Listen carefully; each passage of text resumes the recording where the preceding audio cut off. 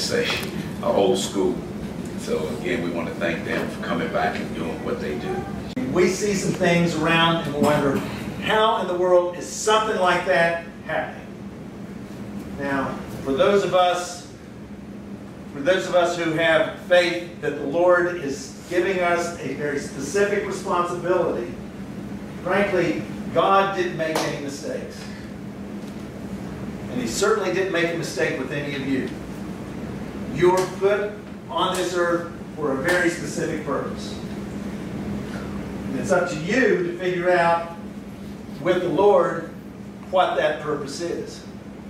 But understand, if you don't do it, it's not going to get done.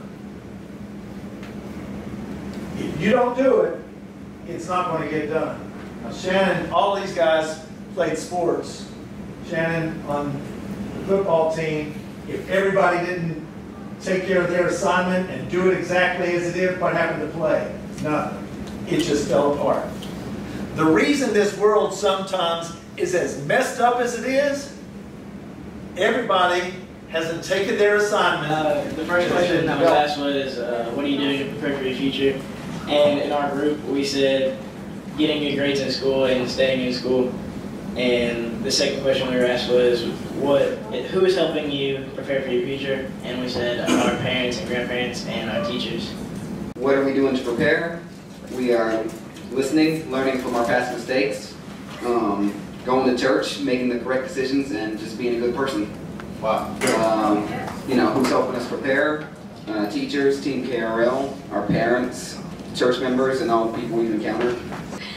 And first question, what are we doing to prepare for our future? We're going through school and working hard and not giving up. And the second question, who's helping to prepare? Our parents by supporting us through what we need, and teachers by teaching us what we need. Have you ever thought that maybe somebody with a disability, if they're in Special Olympics, that might not be able to run as fast or long jump as good or play basketball as good as somebody that doesn't?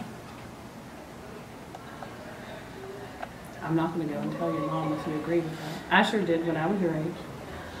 Because you think, well, they might not be able to do something that's good. Well, that's not truly the case. I'll give you a good example. You know how I told you all the things that my son's been through? He's like Forrest Gump.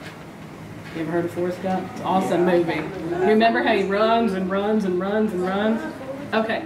My son can run and run and run. He runs in his competitive track meet tomorrow. He's only 11.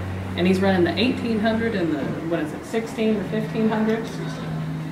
Because he flies. He flies. The first time I took him to the rec center, he got beside me. So I think, you know, I'm going to smoke my kid on this elliptical machine because I run all the time. No. He got beside me and I'm running, you know, I don't know, 10-minute miles, which is okay on an elliptical machine. It's not bad, you know, where you started running on a bike. He gets on there for 40 minutes and he runs it at the highest level, and then, you know, where the incline's like this, and runs it for 40 minutes straight. And just, he said, Mom, I got some sweat on my back. You know, so it's amazing. So don't ever think that just because somebody might be a little different from you, that they might not be able to achieve the same goals that you all are trying to work on.